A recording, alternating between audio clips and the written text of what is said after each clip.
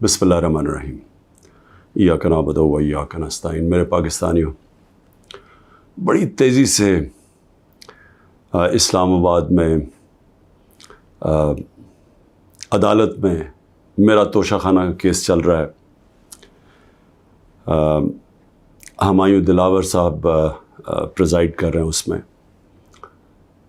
और हमने कोशिश बड़ी की है कि chief justice Islamabad high court, और हम बड़ी देर से कोशिश कर रहे हैं कि वो हमारा केस ट्रांसफ़र करें यहाँ हमायूं दिलावर से, क्योंकि ये हक़ होता है एक जो हर शख्स का, इसका हमें आइन, हमारा कानून हक़ देता है कि अगर हमें एक इत्मीद एक जज पे नहीं होता तो हमारा हक़ होता है कि हम अप्लाई करें कि हमारा केस ट्रांसफ़र कर दें।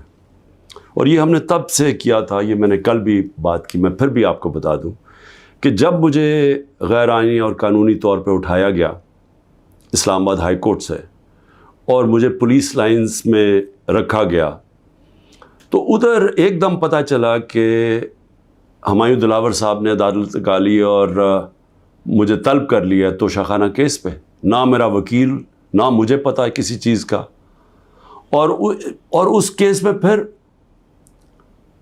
फ़र्द जुर्म लगा दिया। कानून तो यह है कि मुझे बता के लगाना चाहिए था, बताए बगैर लगा दिया। तो हमें तब ही समझ आ गई कि ये हमें यहाँ इंसाफ नहीं मिलेगा। तो उसके अगले दिन हमने तब से अप्लाई किया इस्लामाबाद हाई कोर्ट में ट्रांसफ़र का। अब मैं बात कर रहा हूँ 12 मई को। ये तकरीबन अब समझ लें कि 3 महीने गुजरने लगे हैं। तब से अप्लाई किया हुआ है और कोशिश करते गए कि हमारा केस इस अदालत से निकाला जाए। उसके बाद बहरहाल जो मैंने आपको बताया कि केस हुआ, मैंने 35 सवाल दिए गए।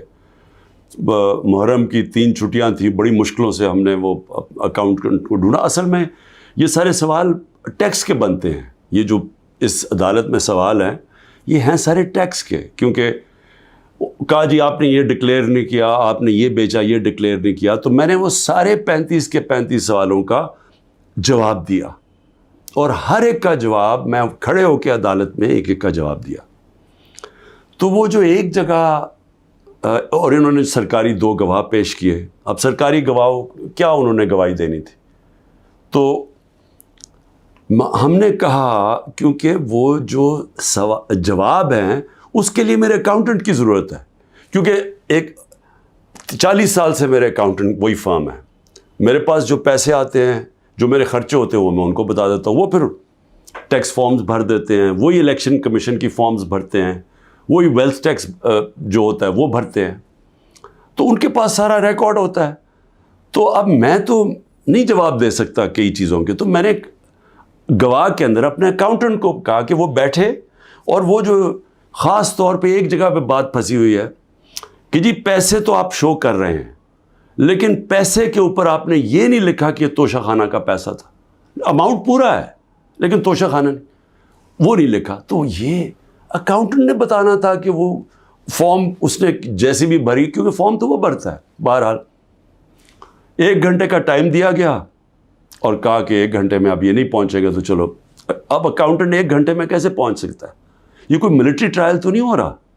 उसको विटनेस ख़त्म कर दिया, और भी हमने बुलाए हुए थे विटनेसेस जिन्होंने गवाही देनी थी इन्हीं चीज़ों को, और जो मेरा हक़ है। अब एक फेयर ट्रायल होता है कि आपको मौका मिले कि मुझे एक्यूज़ करें, मुझे मौका तो दें कि मैं अपनी सफाई पेश कर सकूं। नहीं मौका दिया गया, और बड़ी जल्दी सब कुछ तेज़ी से किया जा रहा है। छुट्टियों में कभी ट्रायल नहीं होता। ये आजकल अदालतों की छुट्टियां हैं, छुट्टियों के अंदर डे टू डे ट्रायल हो रहा है। जल्दी पड़ी हुई है कि किसी तरह ये बस जल्दी से ख़त्म हो जाए। मौका भी नहीं दे रहा है। एक दिन क्या हो जाएगा कि 1 दिन डिले हो गया, 2 दिन डिले हो गया, कौन सी क़यामत आ गई है? विटनेसेस आए, हम तो मुतमईन हो जाएं कि हमने अपना केस पूरी तरह लड़ा है। लेकिन छुट्टियों के अंदर भी जल्दी पड़ी हुई है कि किसी तरह फ़ैसला आए।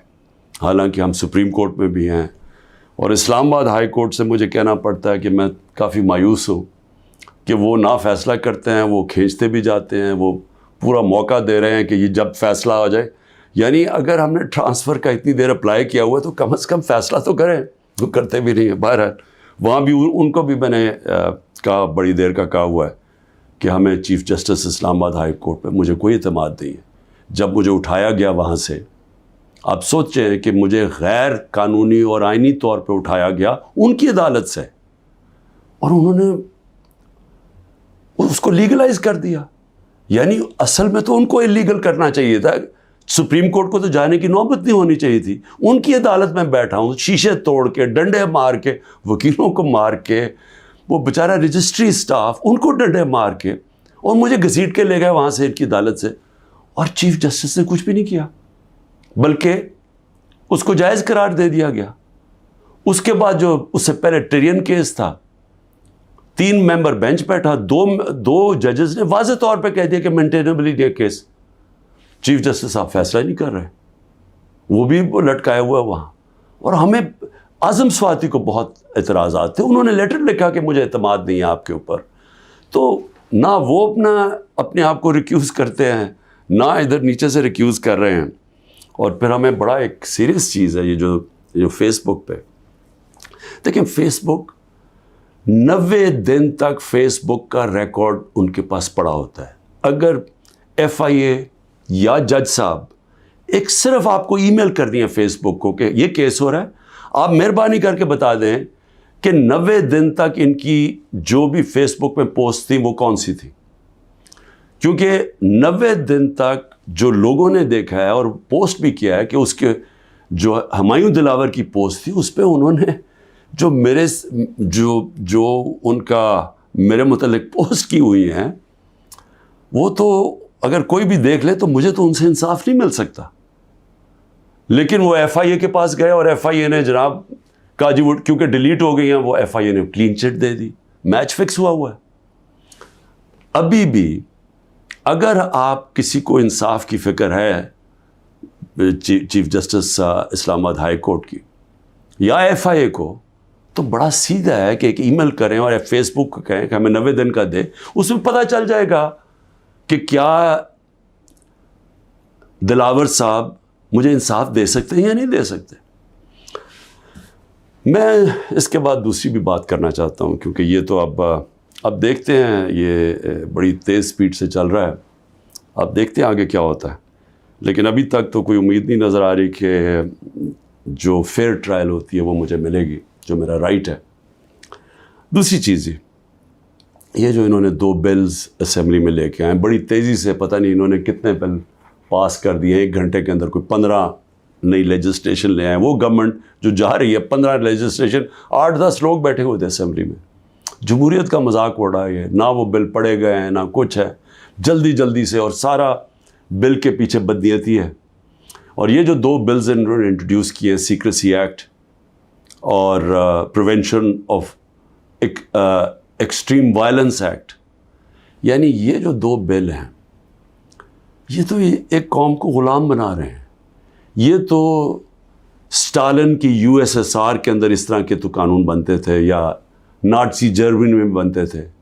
لیکن یہ کسی آزاد معاشرے میں تو کوئی تصور بھی نہیں کر سکتا کہ انٹیلیجنس ایجنسی فیصلہ کریں گی, کسی گھر میں بھی گھس جائیں گی اور فیصلہ کریں گی کہ یہ گھر کے اندر کوئی دہشت گرد ہے, اور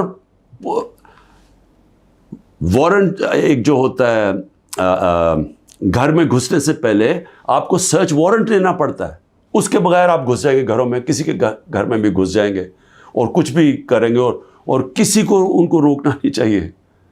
تو یہ تو ایک ملک میں بالکل ہی غلاموں کو کنٹرول کرنے کے لیے ہو رہا ہے.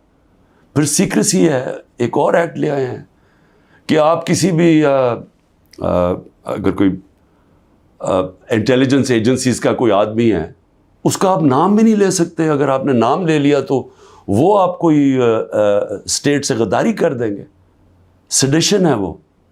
تو یہ تو اس طرف جا رہا ہے کہ جنرل مشرف کے مارشل لاء میں بھی اس طرح کی حالات نہیں تھے. یہ تو بالکل ایک وہ معاشرہ, اور مجھے لگ رہا ہے کہ تیاری کر رہے ہیں کہ انہوں نے تو الیکشن کا کوئی نیت ہی نہیں نظر آ رہی. تو اگر الیکشن نہیں کروانے ہیں تو اس کے بعد تو پھر لوگوں کو کنٹرول ہی کرنا پڑے گا, تو انہی حربوں سے کنٹرول کرنا پڑے گا. اور مجھے جو خوف آ رہا ہے، میں آخر میں صرف یہ بات کرنا چاہتا ہوں کہ اس وقت جو پختونخوا ہے اس کی ہمیں فکر کرنی چاہیے، کیونکہ ان کی کوئی اپنی الیکٹڈ گورنمنٹ نہیں ہے اس وقت. ان لوگوں کو اوپر مسلط کر دیا ہے جن کی کوئی قانونی حیثیت نہیں ہے، اور وہ جو وہاں کر رہے ہیں، جس طرح کی کرپشن ہو رہی ہے اور جس طرح کا وہاں وہ صوبہ آہستہ آہستہ وہاں دہشت گردی بڑھتی جا رہی ہے، لا قانونیت بڑھتی جا رہی ہے، تو وہ تو لوگوں کو پہلے نوجوان وہاں سارے قبائلی علاقے کا جو جس طرح کی تباہی مچی تھی، جس طرح کی قتل و غارت ہوئی ہے قبائلی علاقے میں، ڈرون اٹیک سے، ملٹری آپریشنز، اوپر سے طالبان ایک طرف، وہ دوسری طرف فوج، تو وہ جو لوگوں سے ہوا، جس طرح کی تباہی مچی وہاں، تو وہ تو اسی سے ابھی نکل رہے ہیں.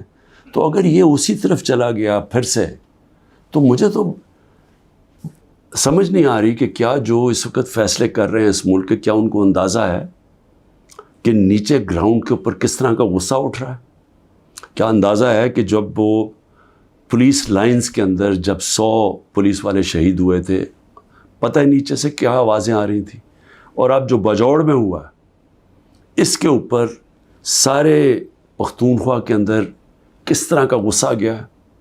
کیا کسی کو اندازہ ہے کہ یہ کس طرف جا سکتا ہے؟ اور میں اس لیے کہہ رہا ہوں کہ بہت ضروری ہے، ایک ہی طریقہ ہے کہ یہ جو نیچے گراؤنڈ کے اوپر غصہ ہے، یہ تب نکلتا ہے جب الیکشنز کرواتے ہیں. الیکشنز میں لوگوں کا غصہ نکل جاتا ہے، اور پھر ایک جب منتخب گورنمنٹ آتی ہے، لوگ امید لگا لیتے ہیں، اور ہوتا کیا ہے کہ وہ جو سارا ٹیمپریچر ہے وہ نیچے آ جاتا ہے، اسٹیبلٹی آ جاتی ہے، استحکام آ جاتا ہے ملک میں. تو یہ جو دوسری طرف ابھی کوششیں ہو رہی ہیں، جو لوگ اس ملک میں جن کا جینا مرنا ہے، ان کو خوف آنا شروع ہو گیا. جو 12 لاکھ یہاں سے پروفیشنلز چھوڑ کے گئے ہیں اور جا رہے ہیں، آج ہمیں سمجھ آنا چاہیے کہ ان کی امید ختم ہو گئی ہے. یہ سب سے خطرناک چیز ہے کہ ایک معاشرے میں لوگوں کی امید چلی جائے. تو جس طرف ہم جا رہے ہیں، یہاں تو کوئی روشنی نہیں نظر آ رہی. اور اگر انہی لوگوں نے بیٹھے رہنا یا اسی طرح پاکستان میں الیکشنز کے بغیر ایک کنٹرولڈ گورنمنٹ چلانی ہے اور لوگوں کو کنٹرول کر کے چلانا ہے، میں یہ اپنے تجربے سے ایک تاریخ کا ایک طالب علم ہوں، میں آپ کو بتانا چاہتا ہوں، جو سیاست میں ایک زیرو سے ایک پارٹی آج سب سے بڑی ماشاءاللہ پاکستان کی پارٹی ہے، جو میرا تجربہ ہے عوام کا، میں آپ کو کہنا چاہتا ہوں کہ یہ پاکستان کو ادھر لے کے جا رہے ہیں. جو لوگ سمجھ رہے ہیں کہ وہ ڈنڈے کے زور سے اس ملک کو کنٹرول کر لیں گے، وہ سمجھتے نہیں ہیں، عوام کی سوچ نہیں سمجھتے، نہ وہ تاریخ جانتے ہیں، نہ وہ پولیٹکس سمجھتے ہیں، اور وہ پاکستان کے لیے بہت بڑا خطرناک اندھیرے کی طرف ہم لے کے جا رہے ہیں. پاکستان زندہ باد.